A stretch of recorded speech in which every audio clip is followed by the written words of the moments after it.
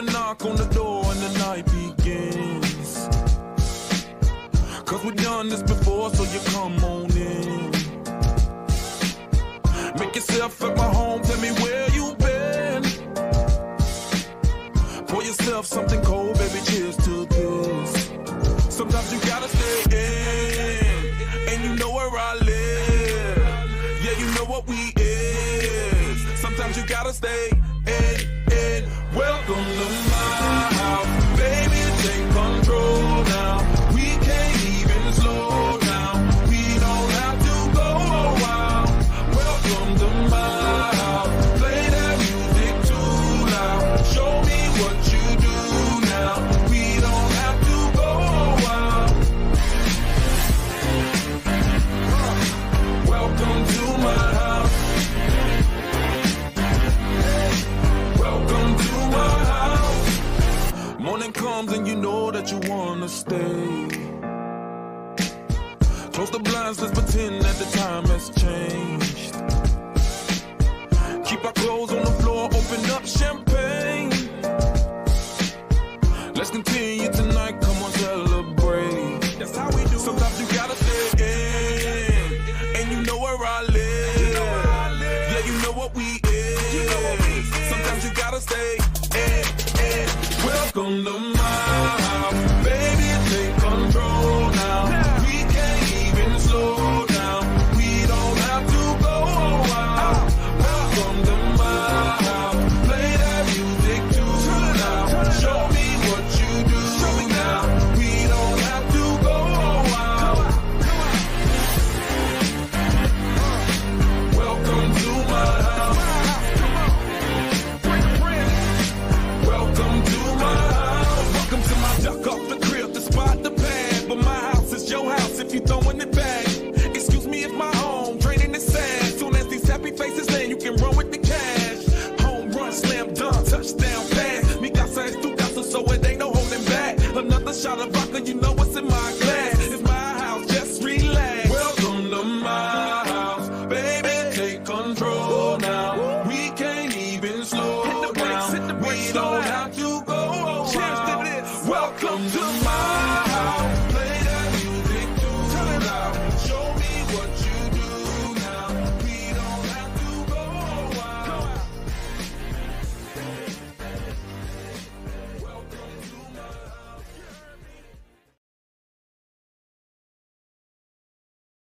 house. Gotta unmute. Hello, everybody. Welcome. So glad to have you here with us today. My name is Lauren Lefkowitz from Fine as a Trap Coaching, and we are here today talking about redesigning work and organizations, how to create the human, employee, and workplace experience that fosters mental health.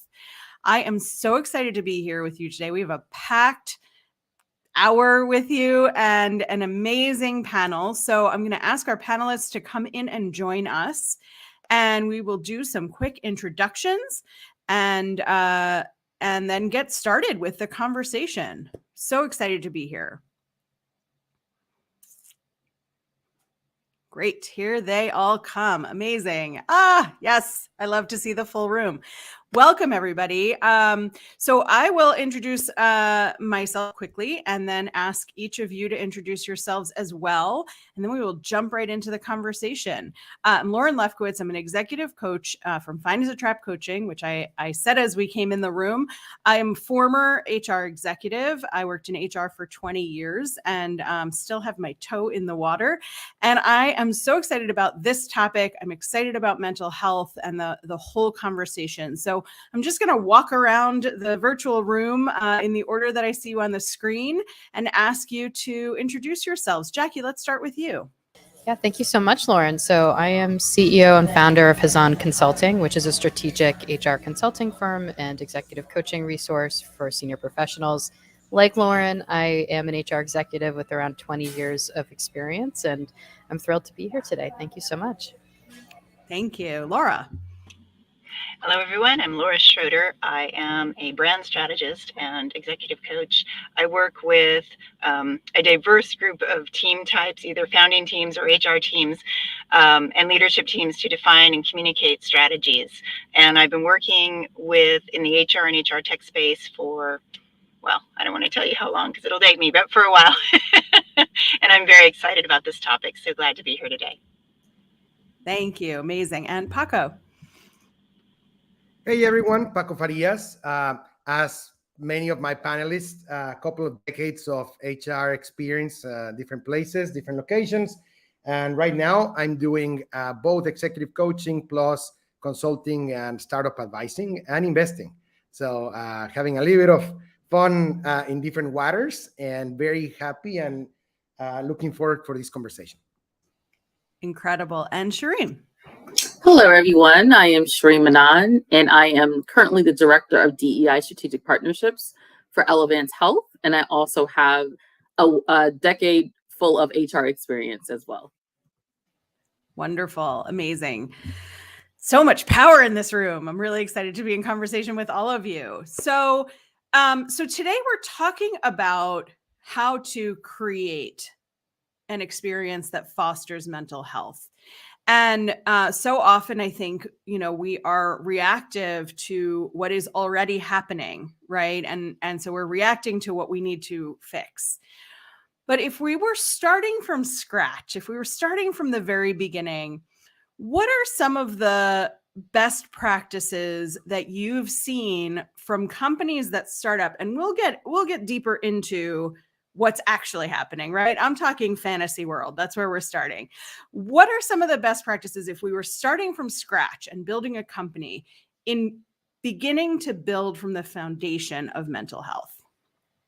And panelists, just go ahead and come off mute, notice each other coming off of mute and jump in with answers. I'm happy to jump in. I think in my perfect world, if I was building from scratch, right, building an ecosystem in which there's a strong practice of listening and pathways for giving open and honest feedback, which in turn builds into a psychologically safe workplace, right, where employees can give and share information about what is or isn't working, so that you're not always so back-footed, right, in trying to resolve issues when they've already gotten to a bubbling point for employees. I think too, I'll jump in because you said if we're starting from scratch, because I think it depends a little bit if you're starting a new company and you're 10 people versus if you've got 2,000 people, 10,000 or 50,000 people, you have different stresses. So in the very early days, it's, you're all excited to be there. You're trying to do something that maybe it hasn't been done before. Maybe it's something that's very challenging and exciting. So you've got that sense of initial purpose, and you need to find ways to develop that purpose as the company grows. But in the early days, it may be important that everyone is in one place. And I'm a firm believer in remote work and all of that, but when you're 10 people, that may not be the best model.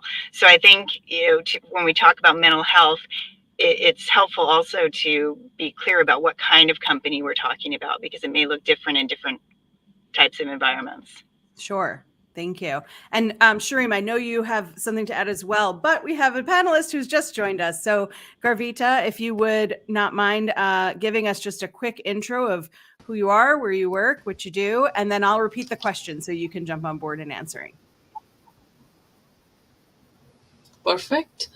So glad to see everyone here. Garvita joining from New Jersey. I am part of data and analytics team at Merck, and my role is to look at engagement from an operational excellence perspective. Sounds a bit complicated, but really it's just connecting with people and making sure they understand everything that's going on. And when it comes to, this particular series and this particular topic, I can't say enough about how important I feel this is. And just to start and kick us off even before, the question can come in, I ended up going into office yesterday. I'm not saying that's the only way to feel connected, but it was such a breath of fresh air. And I go in once or twice a week. I'm in an organization where we are not forced to come in, but we decide when we want to go. And I have felt in the last 1 year when I have been in a new team that it has always helped me. Just being in office, sometimes there's many people, so I get to connect, have coffee, have lunches, and sometimes there's very few people, and I feel like, what am I even doing here? But then I still felt that that helps me provide a little bit of focus and break. So this topic is extremely important, and sessions like these are very important too. And all of us need to come into them with authenticity and say it like we mean it, what we do, what's practical, and that's what's going to help. But go ahead, Terrific. Lauren, you wanted to Thank pose a you. question? Yes. So we were in the midst of answering our first question, and I'm going to hand it to Shireen, but I'm just going to repeat the question, which is in a perfect imaginary world where we're starting a company from scratch, how would you set the foundation for being in an environment that fosters mental health? And Shireen, back over to you, and thanks for your patience. Sure, thank you. I was going to piggyback off what Jackie said about that creating that psychologically safe space.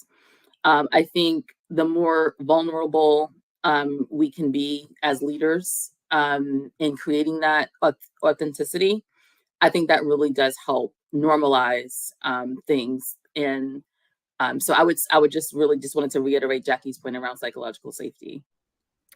And I mean, a lot of great things have been said. I would add that I have been exploring a lot the concept of workism, which is kind of like worshiping work, and that's the only thing that you know. And when people, get close to retirement, they actually die because that's the only thing they've done. So one of the things that I would definitely do from scratch is exploring how to foster communities within, even if it's 10 people. If you like to run, okay, the runners. If you want to do that, like those type of smaller communities tend to be super interesting to allow for even if there's no balance because it's early days, you can still have something that allows you to feel belonging to something outside of work. Because in my opinion, workism is one of our worst problems. It's great, but if now that there's a very significant aging workforce everywhere, we need to continue to find different ways for individuals to expand life besides that. Paco, I think that's so resonant. I find the more that we can help employees find their purpose, all encompassing, not just what is my purpose at work, but what is my purpose in my whole life or my whole self. That's how you get to mental health, right? And I love that you said that. And I love the idea of communities as well. It goes a little bit against, we talk about avoiding hiring bias, but I worked with one team that purely coincidentally hired soccer players. So they had a soccer team that the team played. And okay, maybe there was hiring bias, maybe there wasn't, but that was a very happy, tight-knit, high-performing team. So we can also think about, maybe sometimes bias is good if it helps build community. When is it too much? And, there's never one answer that fits all situations.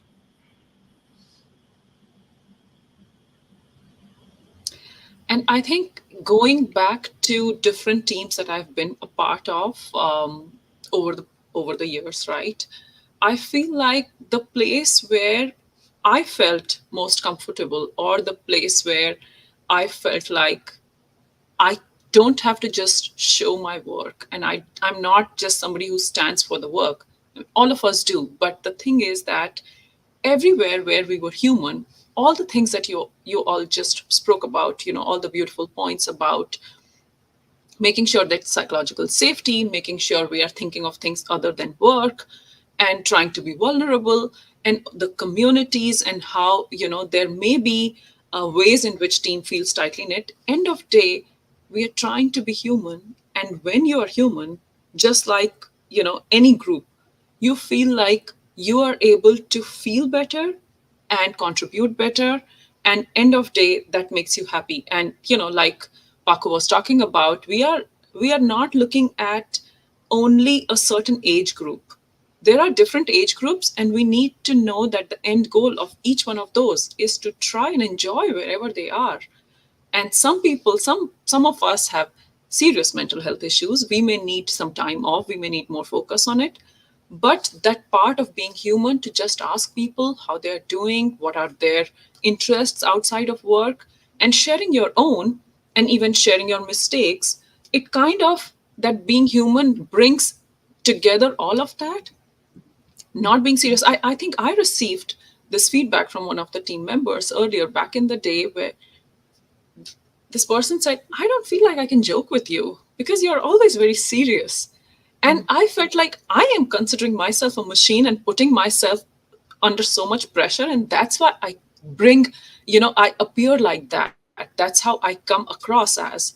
And so I have to also put less pressure on myself. Being human is not just being human to others, but also to yourself. If you are feeling healthy, then you will see others in the light, what they truly show up as, and you will ask those right questions also. Absolutely. Can I ask Go ahead, one more Paco? Yeah. thing? I mean, that's so crucial. And that connects very well with leadership of the organization. So we can be all the time advising and saying all these nice words and blah, blah, blah. But if leadership is all about just, and thank you for being vulnerable there, Garvita, being machine, being very work oriented, all work, no play type of thing. It's very important to have very open conversations from the beginning and say, hey, just FYI, the world is changing. The workforce is changing. People are really, there's a lot of options out there. And just tell me a little bit what you want to do. Are you open? Are you willing to be more open versus what you do? And the reason I really, it really resonated is in a past organization, it was very work. And the co-founders both had high blood pressure, significant health issues, and they were very young.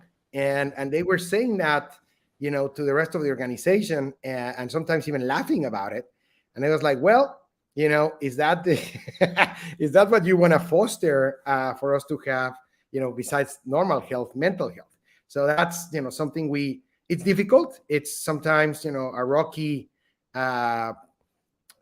time that we just have to keep going and find different ways, but you have to open that conversation, right? And that dialogue. Absolutely. Thank you so much, everybody. Such rich ideas and thoughts. And it's so easy, isn't it, to come up with these ideas when we think of this perfect scenario where there's not a dent in the wall, nobody's computers have been broken in on their keyboards, but we live in a real world where there are stressors, right? And so, I mean, you all could not have nodded more quickly when I said that, right?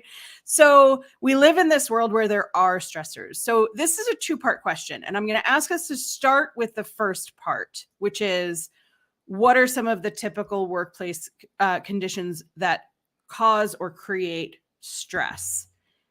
The next question will be, what can we do to mitigate them? But I really want to do this as a two-parter because I really want us to identify what are the internal, external, community causes of stress in the workplace. I'll jump in with distractions, because one of the people who worship work, what people actually love about work is a sense of flow. And that is, it's actually a blissful state. You all know what flow is, where you're really deeply concentrated and engaged with what you're doing. And this is a place where you can do deep work, you can truly concentrate and focus on quality. And an interruption pulls you out of it, and it takes about 23 minutes to get into this deep state. So if you have a series of micro interruptions throughout the day, whether it's a meeting, whether it's a Slack message popping up, whether it's your phone buzzing, whether it's someone walking by with a question, whatever it is, chances are during the entire day, you don't have a chance to be in that deep state. So that's stressful. It's actually bad for you because now you're doing a lot of work, you're spending a lot of time and investing the time, but you're not getting the reward of the bliss state of doing work that really engages you. So right out of the gate, if we look at distraction as a mental health topic, our meeting culture, our, how do we use technology? Is Slack, are we coaching people to turn off your Slack notifications? Little things like that, so that people can have uninterrupted blocks of time. Maybe they work at home one day a week, whatever it is. But taking this on board as a holistic topic, it can make a huge difference. I think another area that's often underexplored is the impact of masking in the workplace on mental health, right? We all bring our own intersectionality and identity into the workplace.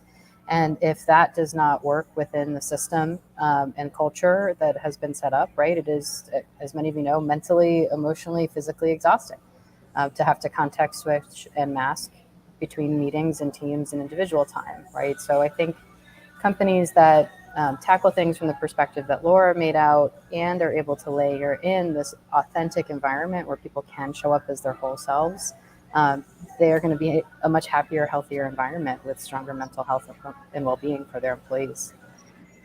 And Jackie, before we move on to Shireen, I'm sorry, that's twice that okay. you started to speak and somebody else has jumped in. But before we move on to that, or Shireen, I'm willing to bet that, that you as a panelist know the answer to this. So maybe we don't go back to Jackie, but can you help our audience understand masking, context switching, code switching? Like, we talk about that a lot as professionals who know it and live in it, but sometimes we say that and then somebody's off Googling what that means. So can you incorporate that into whatever you were going to share?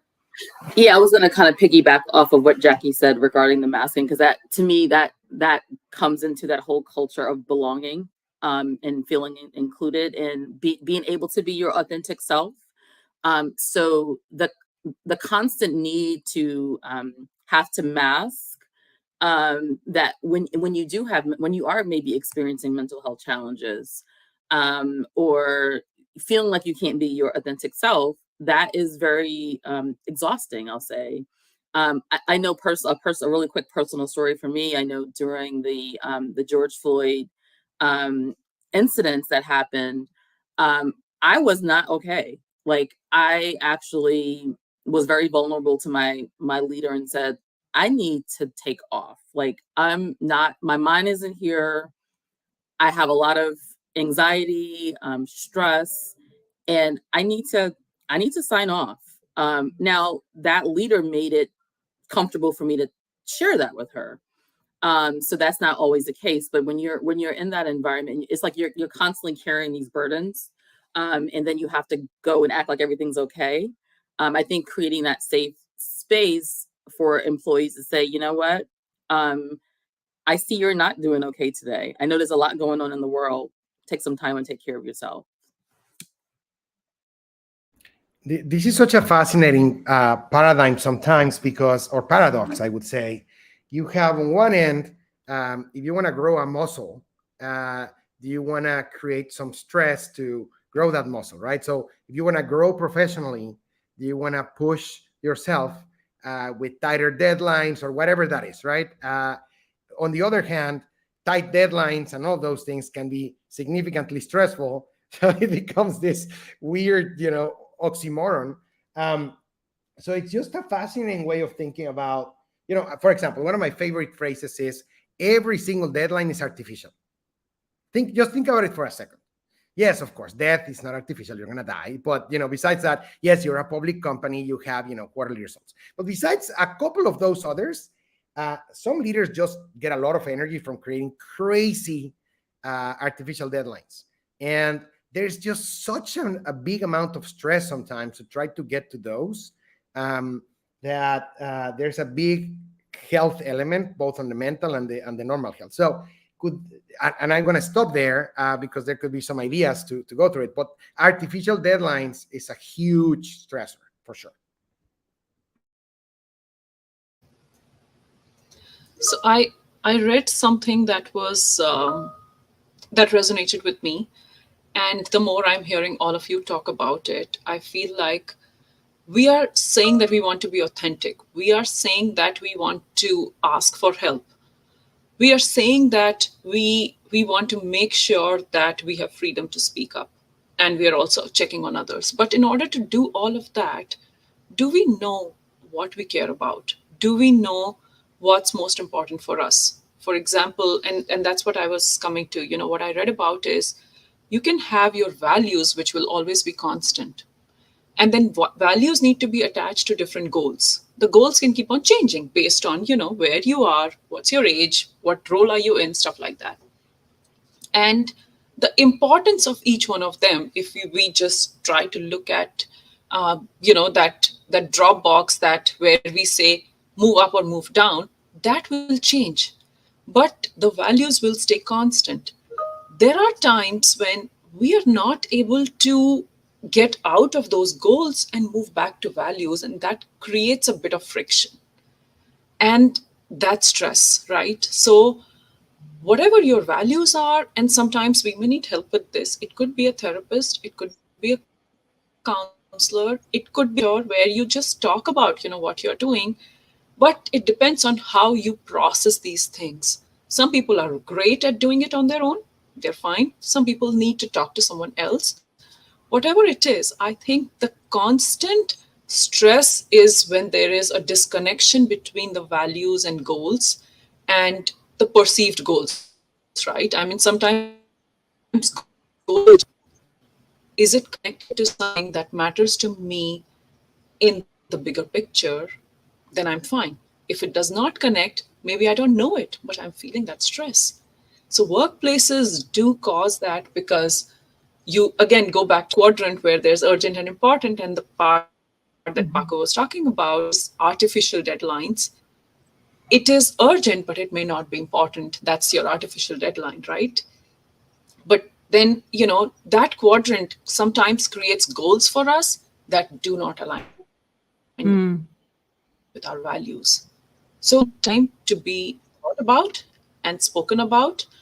And it may not always be a long thing for everyone. It depends on who we are, but it just needs a little bit of time. So that's my thought on what's causing stress more often than not. Beautifully said. Thank you. So I've heard a lot from the panel, and also we have some amazing comments coming in about what some of these causes are of stress: layoffs, lack of communication. There was more commentary on the chats, the distractions.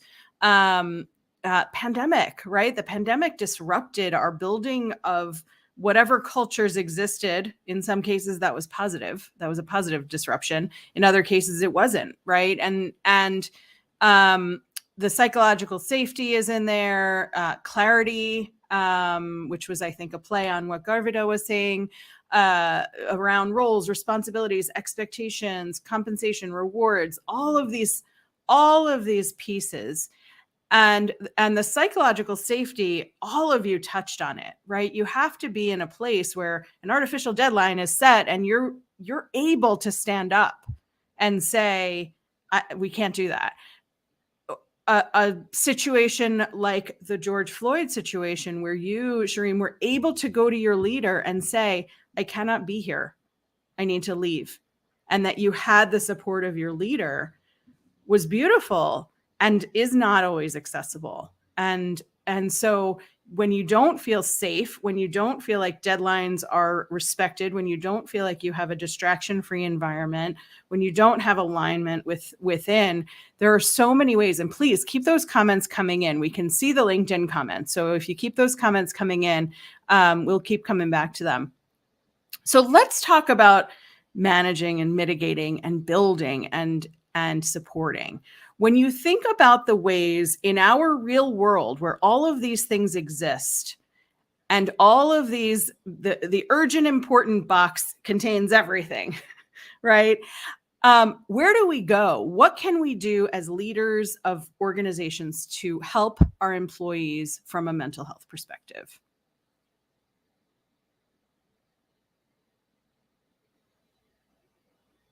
I mean,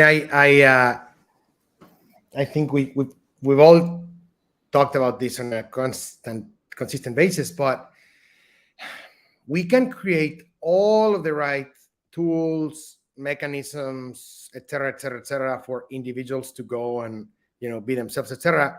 If we don't spend enough time with the frontline managers, or literally the people that is the manager of the individual, to allow them and give them the right tools to even properly have conversations about things that are awkward, sometimes unnecessary or too personal or whatever that is. So some sort of toolkit for those conversations to happen and those spaces to happen. Then what happened with sharing won't happen, because the person will not let them and they will just silent quit or whatever. So a big component, in my opinion, is the toolkit that we can create and spend a lot of energy and time on the frontline leaders that are actually the ones, going through that process with employees. So I would spend a lot of time there. Yeah, that's an excellent point. There's been research showing that managers actually bear a disproportionate share of the stress because they're really getting it from all ends. They're getting it coming up and they're getting it coming down. Everyone has to be happy, but we have all these ambitious goals and somehow trying to navigate that. And now all of a sudden, for the first time, you've got people working remotely. Maybe you've never led remote teams before. And so you're trying to meet your goals, and then the engagement survey happens, and you're right. So there's a lot of stress just for managers. So really spending time with frontline managers is awesome. And I think also coaching them to embrace a flexible approach. We talked about the stress of deadlines. There are people who thrive on deadlines. They feel stressed if they don't have a deadline. There are people who get stressed if there's too much communication. There are people who get stressed if there's not enough communication. So the idea that a manager can manage a team of, let's just, 10 or 20 people and have one cookie cutter approach that meets everybody's needs is unrealistic. So embracing flexibility is one of the most important attributes a manager can have, besides, being compassionate and authentic and all that other stuff. So yes, definitely spend time with the line managers.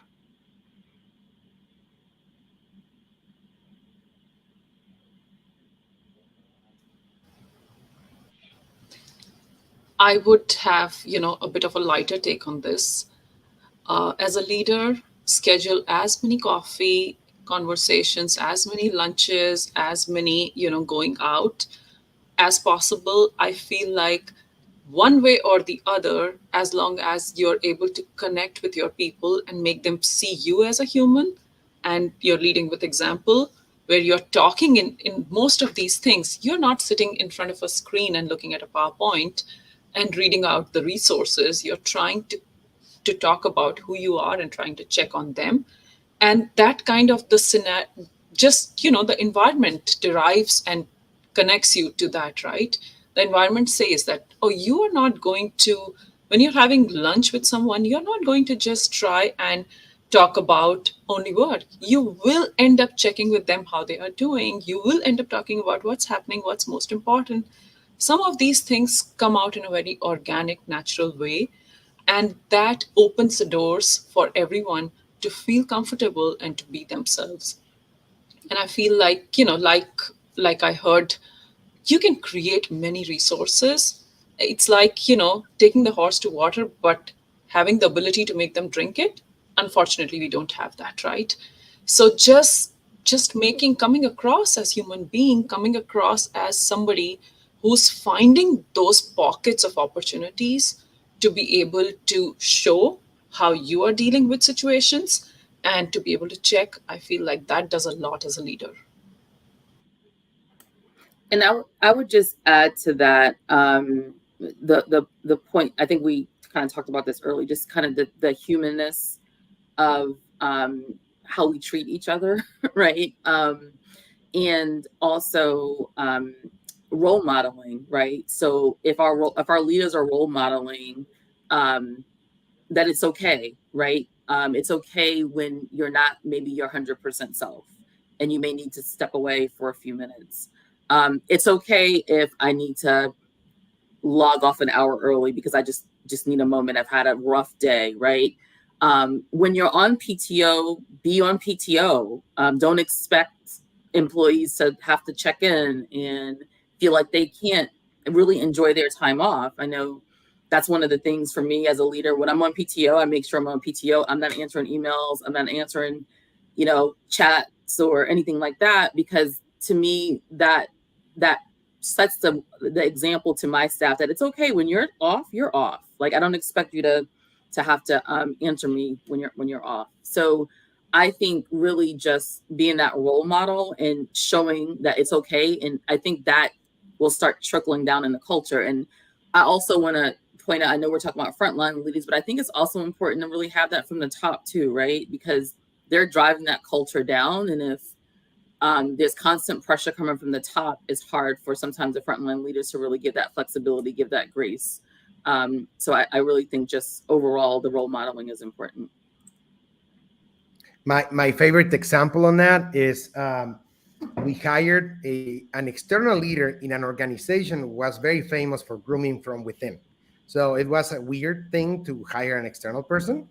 And the very first thing he did, he wrote a small document and sent it to 5,000 employees by saying, my name is X, I'm married to I, these are my kids. And he said, and I'm actually nervous for being here. I have imposter syndrome. I think, I've been 30 years in the industry, but I don't know this company. So he was so vulnerable, and all of us were like, what? Can people be vulnerable? That was just fascinating and mind-boggling, and that just created, in an instant, a culture that just shifted radically. It was just fascinating to watch that.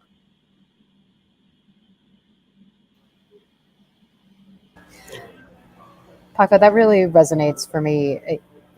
I would describe myself as a workaholic who didn't understand purpose outside of life early in my career. And the first time that I was able to really pick my head up and think about a different path that was healthier, balanced, more fulfilling for me was when I had a leader like that who took a step back and said, this is who I am. This is how I manage my schedule. From 5:30 to 7:30, you're not going to be able to get me because I've got 2 screaming children under the age of 4 and I'm with them. Here's how you can get me outside of those hours if you need to, right? And that was really freeing, right? I think giving people that level of permission to go be them and do them and trust that they're going to get the work done, right? That's really empowering. Wonderful input, and so much input related to how we are as beings, right? How we are as humans. And Jackie, your example resonates with me because same. I worked a very workaholic kind of life, and Shireen, you said it too. I told my teams, you don't have to respond to me when I email you at 8:00 at night, but they did because I was setting the example, right? That I did. And so you have to lead by example. You have to model the behavior. And when I learned to start to set boundaries with my heart pounding, right, because it was not easy, I realized people had been waiting for them. Because when you are a leader or when you are human resources, people are looking around the company's culture and seeing what examples are being set. And if you're running around the office virtually or in person, you're running around trying to figure out how to get everything done, and it's too many deadlines and everything's important and everything has to be done by this artificial deadline or that artificial deadline. The people around you who are learning, the first line managers, even the leadership above you, they're watching you because you're HR. And so you get to really stand up and say, hey, let's put some boundaries in place. So let's talk now about the more tactical, practical ways, if you're sitting in the HR seat, to introduce opportunities for mental health support in the workplace. What comes to mind when you think about the different ways that you might be able to bring ideas, programs, resources into your own company? Well, I'm happy to. Sorry, go ahead. Go ahead. I'll go next. I think for me, it starts with how are we modeling as an executive team and how are we coaching those first line managers? So I'll usually start with the exec team around what is one behavior that you can visibly demonstrate in the organization consistently that is purely for your own mental health and well-being, right? For me, on Fridays at 3:00, I sign off and I block that out of my calendar as Jackie time. And I'm not apologetic about it, right? And that invites a conversation with my team about what they need. flexibly to have in order to have that mental health balance. And coupling that with coaching is really powerful. And especially if you compare it with systems, there's so many apps and mental health groups out there, from Calm to, I could name 100, right, that are not that expensive for employers to make available to employees just to supplement whatever they may have going on in their personal life as additional resourcing. The best leadership training I've ever had was actually coaching training. When I was a new manager years ago, I thought being a good manager meant having the answer. And through this coaching training, you actually learn to help people find their own answer. And this also, leading back to what a few of you have said, it leads to these these deeper conversations around, what do you need? I can't know what you need. I don't know what's going on with you. I might be able to read your face. I might be able to make some assumptions, but having this better conversation where I'm not telling you, you're telling me what you need. And then as a manager, I've got the tools to respond more appropriately. So as a practical measure for HR, giving people coaching training, and maybe not just managers, but maybe this is something that can be done wholesale for everyone in the organization for better quality conversations. It really makes a difference. It ups your game at leadership. It ups your game at finding out what people need. And it just inherently makes you a more flexible leader. So I'll jump in here, speaking about the role modeling piece. So in a prior organization I worked in, we had our SLT leaders take a mental health pledge, and they had to identify actions that they were personally going to be doing in a quarter to help support their mental health. And then we had quarterly sessions, and we checked in with them and asked, did you keep to your pledge? So that was one thing we had at the highest level of the organization, and then that trickled down to lower level managers and eventually throughout the organization. The other thing I would say is, take a look at your mental health benefits that you're offering. I currently work for a healthcare organization, so we offer mental health services at 100%.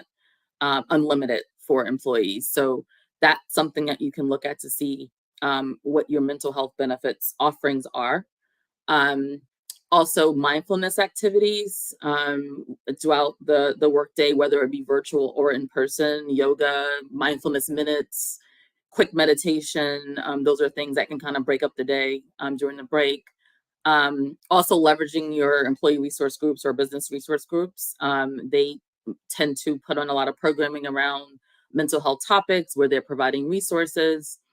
And I'll just end with what we just make a practice and habit of asking simple questions to your employees. Simply, how are you doing today? I mean, that question sounds very simple, but I think sometimes it can go a long way. Sorry, I love that. I think you're using one of the key words, which is simplicity. I think all of us get ambitious and want to do everything at once because, we care, right? Everybody cares.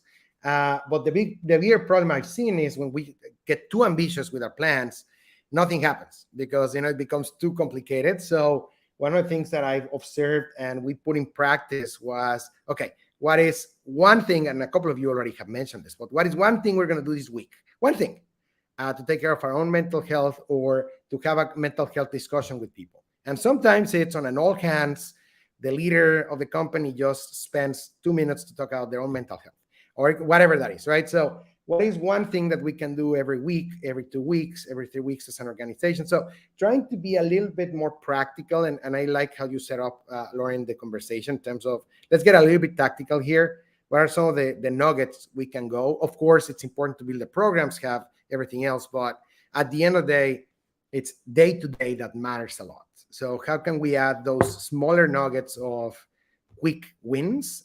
Because that wins that gets more momentum, right? That starts to get the momentum. So that's one other approach of smaller nuggets that build a bigger thing. Wonderful insights. And I think in all of this, what you've all offered is an era of flexibility, right? If you're offering a whole bunch of different opportunities for focus on mental health, and you don't make any of them mandatory. Right. If the leadership team has made a commitment together as a leadership team, amazing. Like, get that buy-in, have that conversation. And I think it's a beautiful way to lead. And then sometimes you'll hear about, we had a mandatory yoga session, and then somebody's worried that they have to disclose their physical disability, their chronic illness, their intolerance for sitting still in a stretch, whatever that is. And so having a variety of opportunities offers your teams the flexibility, right?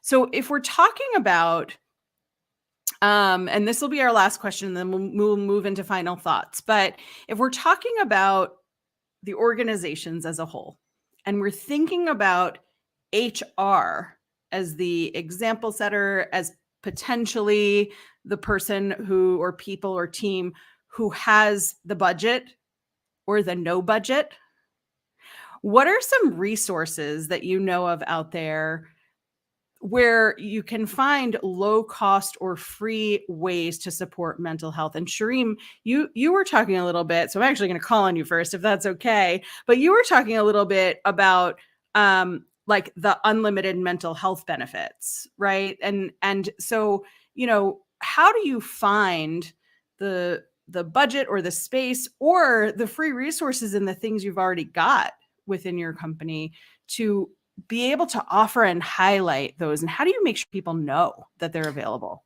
So that's a great point. And that's what we find, that we have a ton of resources, through employee assistance programs, mental health benefit. We have a ton of resources, but trying to find them sometimes. So we have a manager hub where we post a lot of that information. We send out weekly manager communications where we're constantly reminding them of that, as well as when we have opportunities, when we have town halls, we always kind of mention that as well. So it's constant reinforcement that we have the resources available is how we've been able to do that. But it is challenging because it's, like you said, it's sometimes people just don't know about those benefits. Yeah, I would echo, it's publicizing, it's communicating, it's continuing to communicate. So we'll often find ways to drip and remind about information that's available. And we'll even publish stats of usage. Obviously, we don't track who specifically is using, but it's great to be able to say, hey, look, 70% of your peers logged into this app this month. How cool that they all found time, and what can we do to support the other 30%? I find that's been a useful tool in the past. Well, this doesn't fall under small budget, but with aging workforce populations, you probably have a lot of caregivers, maybe giving care in two different directions. So, there are so many wonderful services out there that will find help for you if one of your parents has been injured and needs home care or something like that. This is a wonderful benefit to offer people, and it takes so much of the work-life stress off your table if you can get help when you need it for these very specific circumstances. It's not low budget because it's a benefit that the company has to pay for, but it can have a huge impact. The other interesting component is the past couple of years, there's been just an explosion of people tech and health tech and mental health tech or whatever providers out there. Every day I read about a new one, and they make, so it's just super interesting and sometimes can be very overwhelming. So that's where it's a little bit complicated. But I just keep finding new ways that tend to be budget conscious, from podcasting to masterclassing to peer-to-peer coaching to whatever it is. Where I'm getting into is the concept of EAP. I think it's being significantly challenged because I think the old school way of thinking about EAP is becoming something very, very different. And some of the providers, the old school providers of EAP, may not be up to standard with the newer ones. So it's an interesting opportunity for all of us to take a little bit of a step back and say, hey, we have all of this stuff. Has anyone actually tried it? And several of you already said that. if we're kind of leading the way, we kind of have to know the details, and sometimes it's just about using it once or twice and being vulnerable about it. And if it doesn't work, it's okay to provide them with feedback too, because they're being disrupted too. It's interesting, the ecosystem and the product. We are the basic, we can probably give the best product feedback to those folks, and sometimes we're too busy to do that. So it could be interesting to take a little bit of time doing that. And just to piggyback off that, Paco, that's a great point you made about trying the resources, because I know in one organization I was in, there was an issue with some of the EAP services that was being offered, right? So we were able to, take a look at that and make sure we were connecting back with the provider, giving the feedback. But that is a really excellent point, to make sure that we are ourselves testing the resources to make sure to see how they're working. Actually, I want to call out a LinkedIn user comment that I think is really good. So one of our LinkedIn watchers is being virtually added to the discussion around organizational transparency. This really fits the low cost bill, because good communication is free. It doesn't cost you anything to let people know what's going on, to create trust, to be proactive, to not leave people hanging if they have if they're waiting for a response from you. So I think that's really important as well. Yes, thank you, Laura. And there was another comment just a bit earlier about our conversation now about the individual interventions. But of course, the larger scope is really looking at what we talked about in the first half of our conversation, which is the things that interrupt, looking at the urgent important box, looking at psychological safety as a whole organization, not just your own manager. If you're like, fingers crossed, lucky enough to have a manager, you don't want to be in that environment. You don't want to build that kind of culture.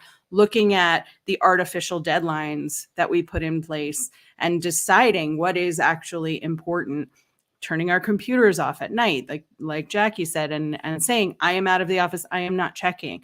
So Tim, thank you for that particular comment, because I think it really goes back to the first part of our conversation, which is, it's not just the individual tactical things, although that is a factor and it is important, but it's also, really looking at the whole picture, the whole company. How do you set your goals? How do you implement them? How do you decide when it's too much, or when something that you thought was going to be 10% of everybody's time is now 40% of everybody's time? And how do you recalibrate?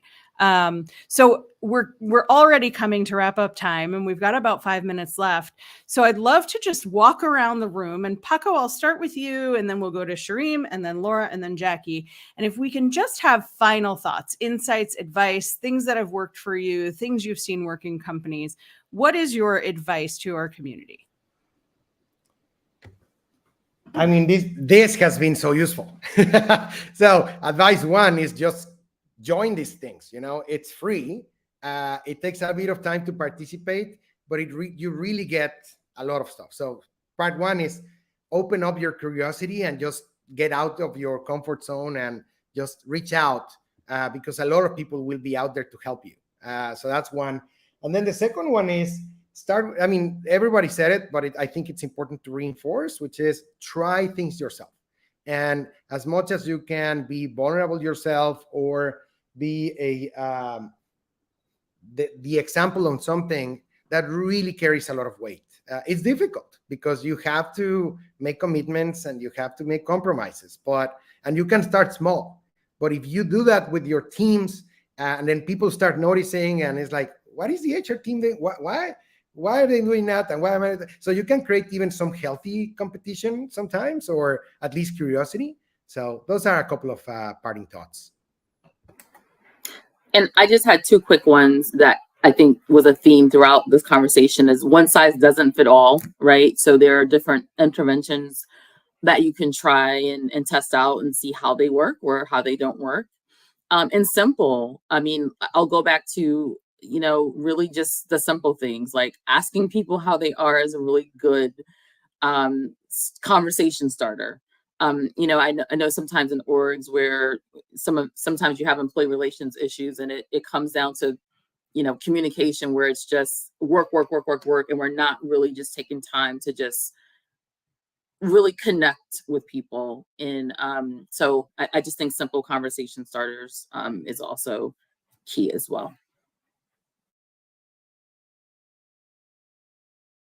Oh, I'm sorry, I'm next.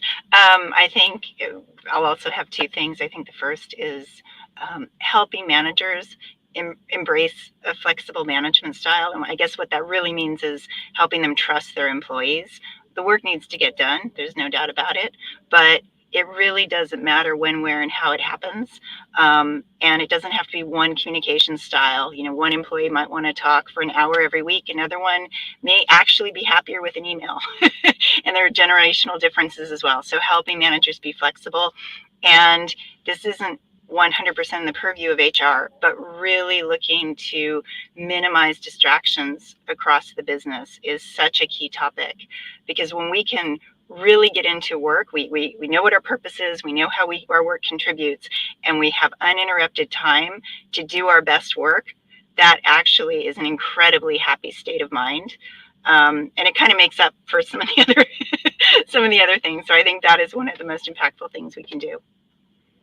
And I'll close us out. A phrase that I often talk about is who cares for the carers, right? And if you, in your role, whether it's HR, manager, executive, human being in the workplace, are not able to practice self-care first and build up some of those practices that allow you to even have a conversation about what your needs are, right? That for me is where it all starts. Looking inwards so that you can look outward and support a human experience that is healthy for everybody in the workplace. So that's where I would leave folks. Look inward first. Such beautiful insights. Thank you so much. And I will add that HR can be a lonely place because as HR professionals and as the carers, we feel a responsibility to take care of everybody else. And we assume we should know how to take care of ourselves. We assume that because we are the people who serve the others in the organization, we should just be able to figure it out. And you can see from just these 6 of us, I'm sorry we lost Garvita to probably technology interruptions, but you can see just between this group that we had so many different ideas. We all shared something a little bit vulnerable. And you could see us nodding every time something came out that we all have lived. And I think so many of us live in this sort of self-isolation because we think we should have all the answers and we think we should figure it out because we are the answers department. So whether it's through communities like Hacking HR, whether it's through other HR related or business related or professional related communities, whether it's just networking and finding other HR people who nod when you say things, don't go it alone. There are mentors, advisors, coaches, trainings, books, people everywhere. And as soon as you start speaking up, there are people who will listen. And the better you are at your own boundaries, your own self-care, and your own wellness, the better you can be for the companies that you serve. Panel, thank you so much. Shireen, Paco, Jackie, Laura, Garvita, have a wonderful day. And thank you so much for being with me. Thanks, everyone. Thank you. Thanks, everyone. Thank you very much.